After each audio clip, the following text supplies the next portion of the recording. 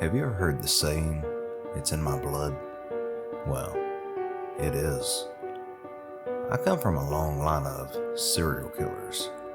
Technically, my grandfather, Pedro, was a mass murderer. His reign of terror claimed 298 victims somewhere in the Andes. It was near the end of his run he impregnated a prostitute who would give birth to my father after fleeing to America. My father, Felix, was a truck driver, but in his spare time he would kidnap and murder women and young girls. During his active years he was given a lot of names: the I-70 killer, the freeway phantom, and the parkway stalker, just to name a few. He and my mother were killed by a drunk driver in 1990, and I was turned over to Child Protective Services. Despite the circumstances, I had a fairly happy childhood. I was adopted quickly by Oliver and Gail Campbell. They were good people. Oliver was a professor at the local college, and Gail was an artist. They gave me a great life. They never harmed me in any way and did their best to keep me safe, but no matter how hard they tried, they couldn't protect me from myself. I suppose by now you're wondering who I am. Well, boys and girls, that's my little secret. For now, you may call me Dante. There's a lot to unpack here, so I guess I'll just start at the beginning. My first kill, well, human kill anyways, was a kid named Billy McCarthy. He was what you would consider one of the popular kids, if there is such a thing, in 5th grade. I guess here's where you would get the stereotypical popular bully routine, but no, that's not how this story goes. I wasn't picked on or pushed around. Hell, for the most part, people barely noticed I was around, man. Before you go jump to conclusions, that has nothing to do with it either. The why isn't as interesting as the how, but I'll tell you anyway. I picked him because I didn't like his shoes. I know, it's petty as hell, but for 10-year-old me, that was enough. I watched him for a few days. I didn't have a clue back then. I had no idea what I was doing or how I was going to do it. I just knew I wanted it done. It was a Friday afternoon. Billy and his friends walked through Stone Park every day, but on Fridays he had soccer practice and would be late, so he would be by himself. I told my mother I was going to the park about an hour before I knew he would be there. On the way, I stopped by Old Man Hudson's place and broke into the tool shed behind his house. There wasn't much to pick from, and being so young, I chose the only thing I could fit into my pocket: a flathead screwdriver. When I got to the park, I spent a little too long looking for the perfect spot, and by the time I found one, it was too late. I spotted Billy already on the far end of the park. I'd already missed my chance. I know, that's a little anticlimactic, but it turned out to be for the best. That night, I was up late watching an old movie. I can't recall the name of it, but in it there was a man who poisoned his wife by crushing up pills and mixing it into her food. This gave me an idea. Now, being 10, I didn't have access to pills and wouldn't have known what to use even if I did. What I did have was my father's workshop in the garage. There were lots of chemicals. I couldn't tell you what half of them were, but there were quite a few of them that had warnings on. I poured a little from each one into a water bottle and saved it until I went back to school. That Monday, while in the gym, I asked to use the restroom. While I was gone, I went to Billy's locker and pulled his thermos out of his backpack, and I poured about a cup or so of the sweet-smelling juice out, and then replaced it with the cocktail I mixed up.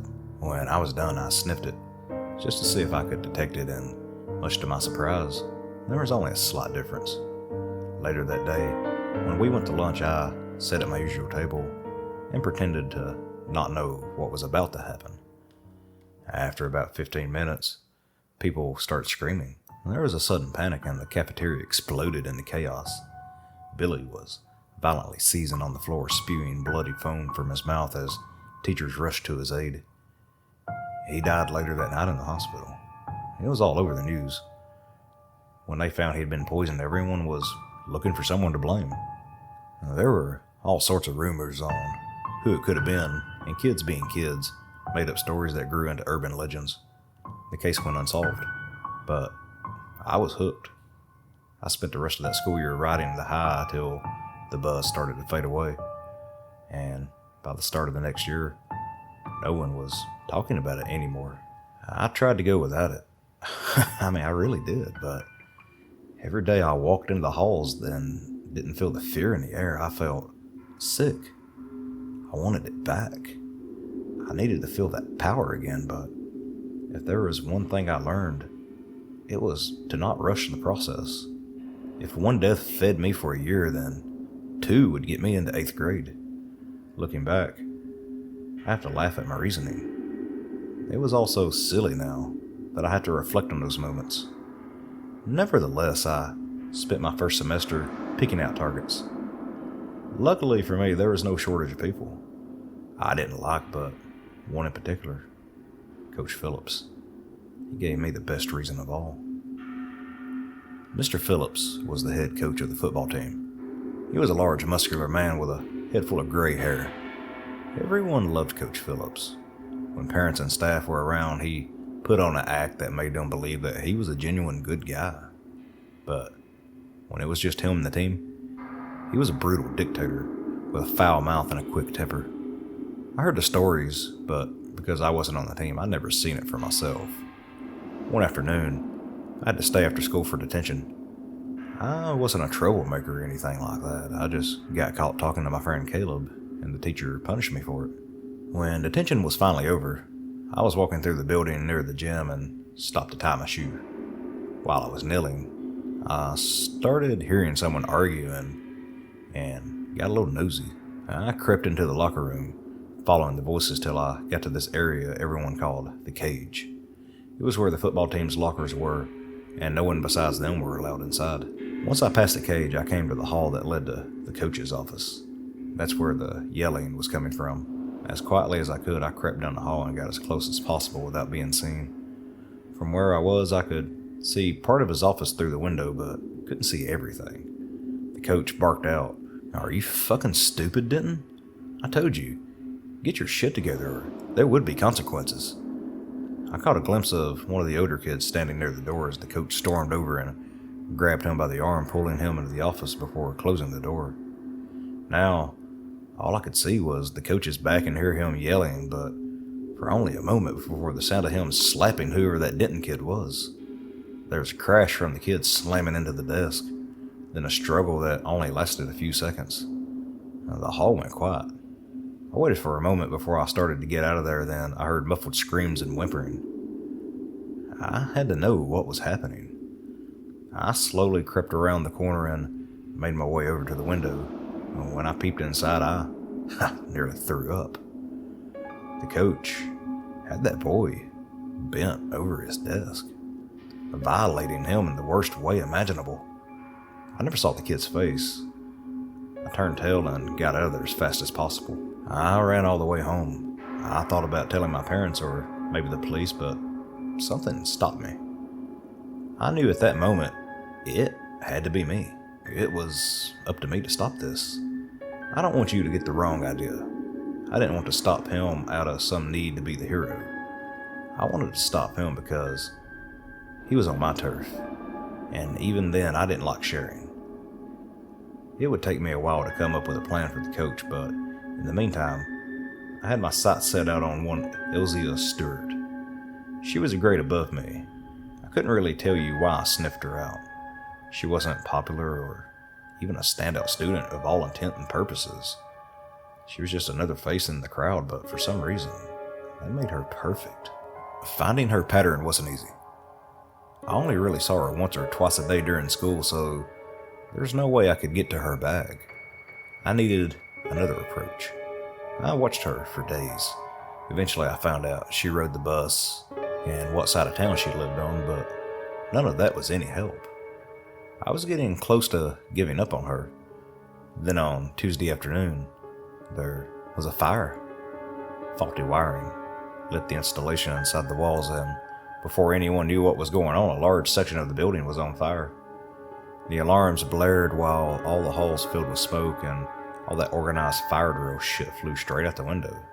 Students and teachers alike flooded the halls and headed for the exit, and in that chaos, I spotted her. She was standing near the janitor's closet, talking with another girl. By the time I got close, the other girl was walking away, keeping my back to Elzia. I moved in with the crowd till I was standing directly in front of her, then pretended to get thrown off balance, stumbling into her, causing her to fall, landing just inside the doorway. Without looking back, I slammed the door shut and locked it, still facing the surging crowd. No one noticed. I joined the crowd and filed out to the courtyard where we all gathered, watching the school burn. I stared at that door until they moved us away, and she never came out. Her body was discovered later that day, and once again that feeling of power surged through me, but as good as it felt, it wasn't enough. I needed more. No one panicked. There was just no fear. Just sadness. It felt like a hollow victory. They wrote it off as a tragic accident, so there was no muttering or wondering. No fantastic stories or boogeyman bumping off the town folks. It was utterly disappointing. The rest of that year was a wash, but the next year, when things got back to normal, I'd already made up my mind. Coach was first on the list. I'd hit a little growth spurt, put on some weight. So I tried out for the team and made it. I hated every second of it. There are some benefits like discipline, strength, stamina, and speed, but seeing his face, knowing what he did, what he was, made me sick. We had lost 2 of our last 3 games, and Coach was not happy. I knew sooner or later he would start taking it out on the players, and I was right. The Monday after our loss, he started having one-on-one player meetings in his office. I can't say he did what he did to all the players. I don't know that as a fact, but I do know there were a couple I'd seen him being tough on, and I'm almost certain they were victims. I made sure I skipped my meeting and dodged him all day till after school. Over the summer, I found a knife in an old trunk of my father's. It wasn't that big, but it was heavy and sharp. I made sure of that. There's an unmarked pet grave filled with fur to prove it. In any case, once I was sure no one was around, I went to Coach Phillips' office and knocked on the door. His office smelled like a combination of foot fungus spray and Old Spice cologne. He grimaced at me when he opened the door. "Well, it's about damn time you decided to show up. You think I have all day to wait on your sorry ass? Get in here and close my damn door." My heart was pounding so hard I could barely hear him scolding me for wasting time. He slammed his ham-sized fist on the desk and jolted towards me, asking if I was listening. I wasn't. The second he grabbed my shirt, I pulled my blade and plunged it into his neck, spraying my face with blood. Coach's eyes went wide. He gasped and gurgled, releasing his grip, thrashing back away from me, swinging wildly. Grasping at the gushing hole in his throat, he staggered back and stumbled over to the chair, crashed to the ground, wheezing. I hadn't realized the knife was still in my hand until he started reaching for me. I swung that blade as hard as I could at his outreaching hand, slicing off one of his fingers, but he kept coming. Sleeping in his own blood, he crawled towards me. I maneuvered around his office to stay out of reach, but he was a big man. I couldn't dodge forever. And getting up off the floor and grabbing me by the throat, he snatched me off my feet and hoisted me into the air. I struggled against his grip, thinking I was going to die, till I jabbed that knife into his eye and felt the blade scrape bone. He let out a groan and dropped me, then staggered back over to his desk, mumbling something I couldn't make out before taking a seat in his chair. Tilting his head back and resting his hands on his knees, he let out one last gurgling breath and went still. time stopped. It felt like electricity was running through my veins. Instinct took over, and the next thing I know, I'm pulling the knife free from the coach's eye socket. Everything seemed out of step, like the frames of reality were lagging by a second, causing the world around me to have a distorted glare. I moved through the hall quickly to the locker room and got in the shower, clothes and all. I stood there, watching the hot water washing away the blood. When I was done, I changed into my gym clothes, stole a pair of shoes out of the cage. Once I was all cleaned up, I put all my clothes in a trash bag, and then took the towels and cleaned the hallway, and went home. I ate dinner, I played video games, watched television, till it was time for bed, and I slept like a baby. The next morning, when I got to school, police were everywhere. The crowd was buzzing. The word was out. Everyone was talking about it. I could feel the energy vibrating through everyone around me. It was intoxicating. I was too young to understand what I was feeling. My mind couldn't process the overpowering emotions that were pulsing through me. So I did the only thing I could think of to calm myself. I hummed Old MacDonald underneath my breath, and for some reason it worked. I made it through the day, listening to all the different versions of what everyone thought happened, and managed not to burst out laughing. As weeks went by and no one was being arrested for the murder, the legend grew.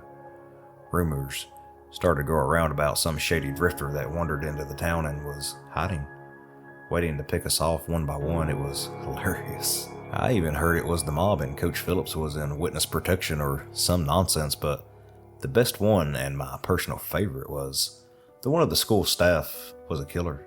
It created this weird vibe that had all of the students edge. I loved every second of it. By Christmas break, the rumors had become full ghost stories, but the buzz was calming down. It was time for more. Since I wouldn't be back in school for a week, I started looking around the neighborhood for anyone that caught my eye, but the first few days there was nothing. For time's sake, I'll gloss over the next couple years, mainly because I didn't kill anyone else until high school.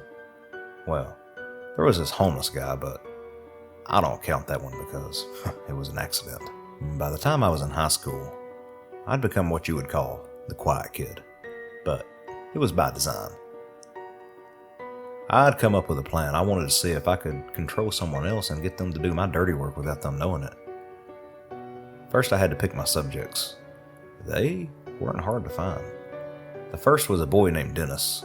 He was lanky and tall with pale skin and bright red hair. In a way, you could say he made himself stick out, but no one deserves to be pushed around for being different. Dennis had a best friend that he hung out with named Chris. They dressed alike and listened to the same music, so naturally the two became targets together. Freshman year for them was hell. They were chased home, beaten up, constantly the subject of random rumors. I watched them long enough to learn some of their likes and dislikes, and one thing they both had in common was some band called LZ. It took me a month to get a concert shirt, but the day I wore it to school I met Chris. He was blown away by the shirt. Holy shit, how'd you get that? His eyes were so wide I thought they might pop out of his head. You have to let me buy that shirt off you. I'll give you $50 for it right now. I made up some story about getting it from one of the band members, and it wasn't for sale, but from that day on, we started to become friends. It wasn't long before he introduced me to Dennis, and from there we hung out every day. One afternoon, we were supposed to meet up at his little hideout they'd been using for years. It wasn't much to look at.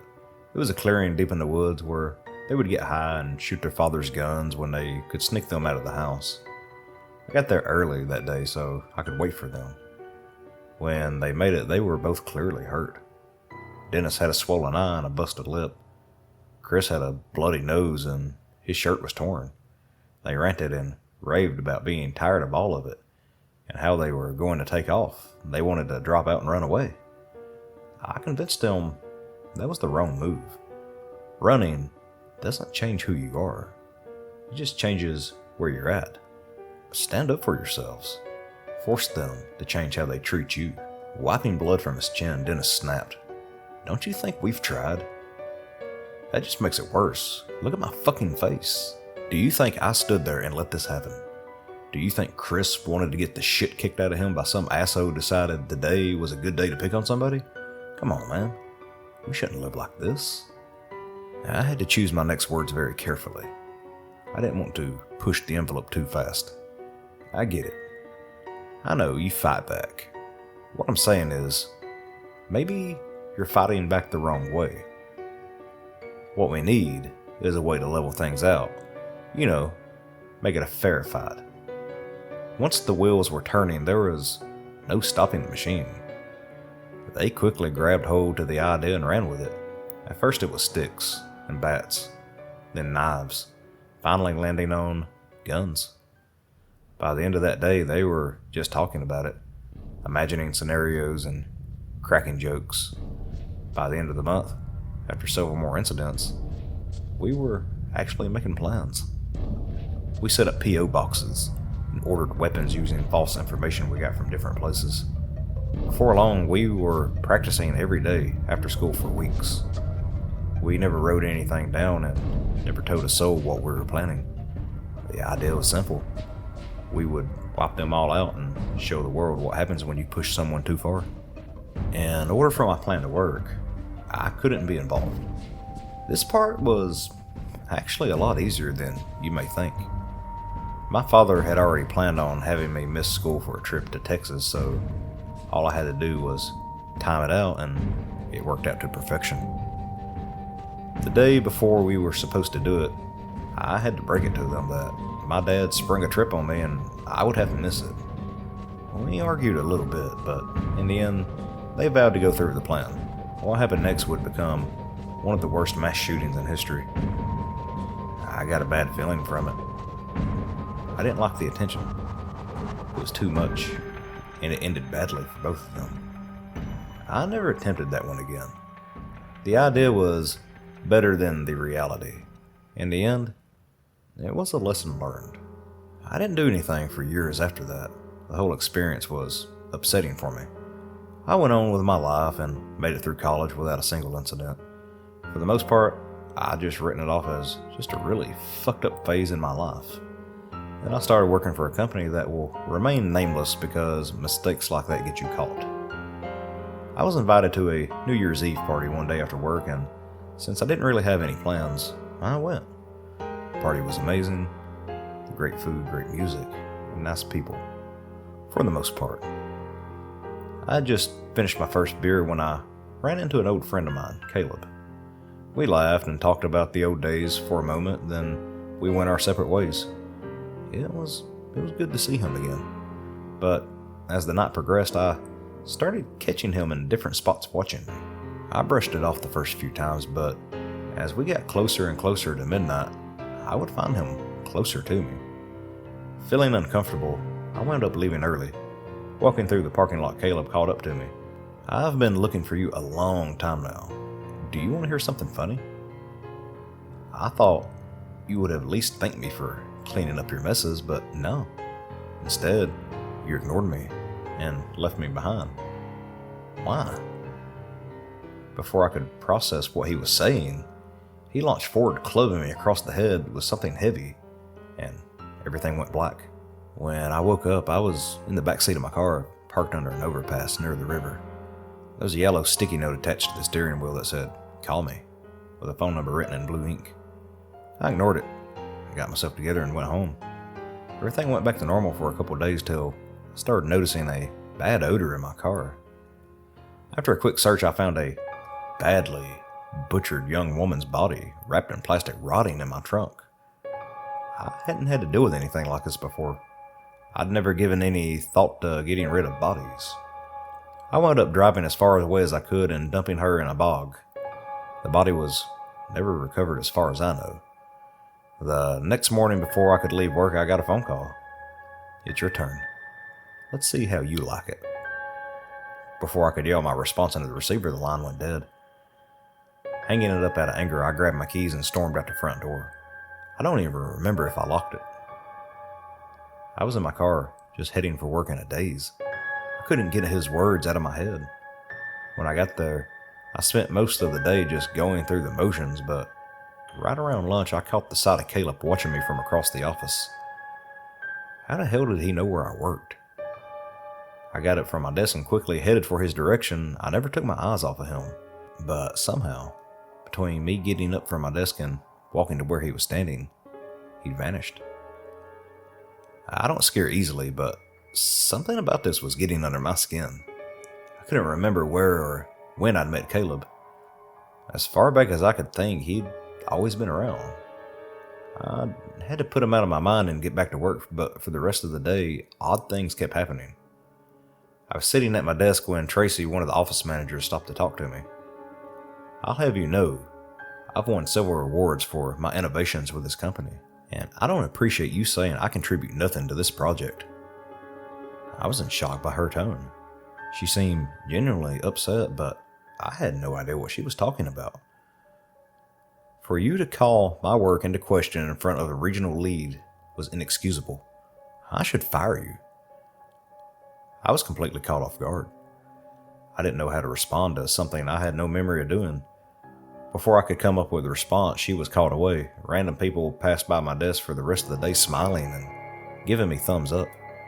Everyone hated Tracy. She was a self-absorbed blowhard that took credit for other people's work and never once defended the people under her.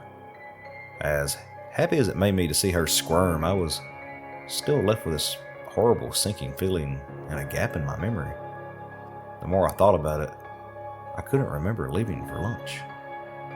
I could clearly recall seeing 11:45 on the clock and thinking I'd only had 15 minutes left. The very next thing I remembered was seeing Caleb and getting up from my desk. By the time my workday was over, I'd had at least 4 conversations with 4 different people I had no memory of meeting, and the truly disturbing part was they all seemed to know me really well. I couldn't wrap my mind around it. When I made it home that evening, there was a note taped to my front door. It read, "There is no darkness without light, no wrong without right." It was nonsense. Just more scare tactics Caleb was using to get under my skin.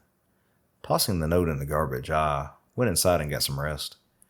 If he wanted the old me, he would get it. I started making plans for the next time I saw him. The idea was simple. The next time we were face to face, I was planning on ending his pathetic life. I began carrying a few of my favorite new toys, like an overpowered taser and zip ties. It wasn't long before I would get my chance. The following week, I used my vacation time to take off from work for a while and set my plan in motion. I jog every morning along the same route. There was a long stretch of paths that cut through the woods. If he was going to ambush me, that would be the perfect spot. At 5:30 a.m., I was just hitting the trail. I could feel him out there somewhere watching, waiting on this moment. I'd been on the trail for 10 minutes when he sprung his trap. I spotted the trip line of a mile away, but I played along just for fun. When I snagged the line, I slammed it in the ground and pretended to be hurt. Caleb predictably rushed in, and as I rode to my back, pulled out the taser, fired, hitting him square in the chest. The second he dropped, I got up and hogtied him before dragging him off the path. When I was sure we were out of sight, I checked him for weapons and found he was carrying a combat knife. He smiled at me while I was holding it in my hand. Feels good, doesn't it? But before he could say another word, I clamped my left hand over his mouth and used my right to drive the blade deep through his throat. Turning my wrist to open the hole, I stared into his eyes, and as he wheezed out a long breath, I inhaled deeply, sucking in his last gasp of life. Once I was sure it was over, I pulled my hand from his face. He was smiling. I had to move fast. The other people jogged that path, and someone could be coming at any moment. I took off my sweatshirt, rolled the knife up in it, and stuffed it in the sport bag I was carrying my water in. Using the water, I washed my hands and face before getting back on the path just in time to see a pair of women turning onto the trail. I had to get rid of the trip line. I pretended to be stretching, then took a step towards the tree and acted like I was tying my shoe. In one motion, I slipped my fingers through the loop and snatched back, snapping the line and slightly cutting into my fingers at the same time. I stood and stretched one last time before jogging past them and heading back to my apartment. that old feeling washed over me as I moved along the sidewalk, and I realized in that moment how much I'd missed it. The electricity in my veins, the fire in my lungs, the outright blissful euphoria of it all surged through me, and I smiled. I laughed and picked up my pace, feeling more energized than I had in years. I was back. That night, I went out bar hopping. I'm not a heavy drinker, but that wasn't the point. I was fishing. I wasn't getting anything for the first couple hours. I moved from place to place, waiting for someone to catch my eye, but for the most part, it was a dud. I called for a cab and stepped outside to wait. "Excuse me, can I get a light?" A sweet-sounding voice called to me as a young, beautiful woman with long dark hair stepped up beside me. "I'm sorry, I don't smoke." She looked at me and smiled, slipping her cigarette back into the pack. That's okay. You wouldn't happen to have the time, would you? I've been waiting on this cab forever." I gave her the time, and we stood there making small talk for a while till the cab finally arrived. We agreed to split the fare and hopped in. Something about her made me happy. Maybe it was her energy or possibly that wicked little smirk, but I wanted to know her. We exchanged numbers before I got to my stop and went our separate ways. The next night I went out again. I roamed around, driving from spot to spot, hoping to catch the urge, but this time it didn't take long. I was passing through Uptown when I spotted him. Your run-of-the-mill neighborhood tough guy standing on the corner, talking to a lady that was clearly uninterested in the conversation. I parked on the other end of the building, then got out and crept through the alley, coming out behind him. I decided to use a gun this time. I watched from the shadows, waiting for the chance. There's nothing like that feeling when you're waiting for someone to step into your trap. I love it, almost as much as the fallout. He walked past the alley, not knowing I was there. I stepped out behind him, silently raised the gun, aimed it at the back of his head, and fired. It was over in an instant, and I was racing through the alley back to my car. When I got there, I calmly got in and drove away as people started to gather around the body. No one saw me. It happened so fast, no one had a clue. Thanks to the revolver, there was no shells to be found. It was quick and clean. I had another 2 days left on my vacation, and I was going to make the most of it. I wanted to do something special this time. I traveled to an upscale shopping center, wandered around buying little things while fishing for another fix. A gray-haired older woman sat on a bench near the shoe store, talking to someone on the phone. Perfect. I walked over and sat on the bench next to her. In my left pocket, I was holding a syringe filled with paint thinner. I intentionally bumped her with my leg and injected her with the full dose, then excused myself and walked away. I didn't wait to see the outcome, but I found out later through the news that the woman died. With 2 down, I was feeling like a kid again. And on my last day of my vacation, I decided that was exactly what I wanted. But before I go further, I just want it to be known, I'm not a sexual predator. I haven't ever and will never rape anyone.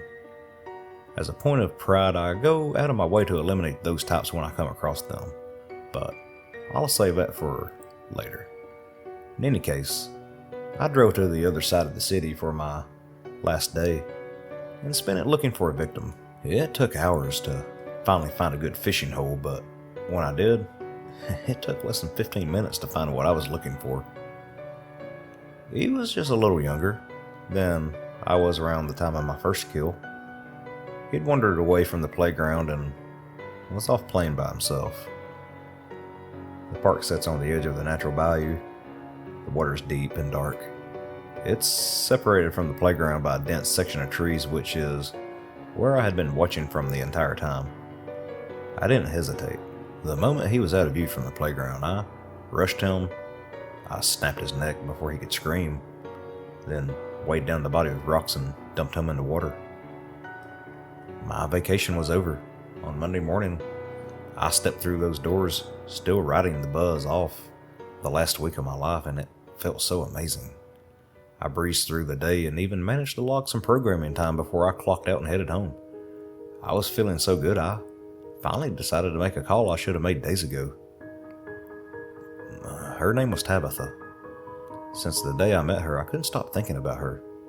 Even when I was getting my fix, her name rattled around my brain every day. I actually felt nervous waiting for her to pick up. I couldn't believe it. I was in the middle of rehearsing what I would say when the line clicked over. Hello? That one little word set my nerves at ease. Smiling to myself, I cleared my throat and the words just seemed to spill out. We talked for hours about everything and nothing, laughing and connecting on the things we had in common. It was the most joy I'd ever felt from a stranger in my life. We took it slow, only talking on the phone for weeks before finally seeing each other in person. The energy didn't change. It was still so comfortable and natural with her that it felt like we had always known one another. One date led to another and another, but the odd thing was, I didn't feel that urge anymore. Weeks passed. Hell, months passed. And we had become a legit couple. And in that entire time, I didn't kill a single person. Then, on a Wednesday evening, it came back. I don't know what triggered it. I was having a good day, but as I pulled up to a stoplight on the way home, I turned and looked at the car next to me. The guy behind the wheel looked young. He was nodding his head to some song on the radio. I took the gun out from under my seat, then motioned for him to roll his window down, keeping it aside. When he let it down, I brought the gun up and fired as the light turned green and drove off. When I got home, I disassembled the gun and put my bike in the car. That night, I drove out to the bog burying the pieces of the gun along the way. When I got there, I cleaned out the car before torching it and rode it into the swamp. It was a long ride home. I didn't make it back till morning. When I got there, I reported my car stolen and I went on with my day.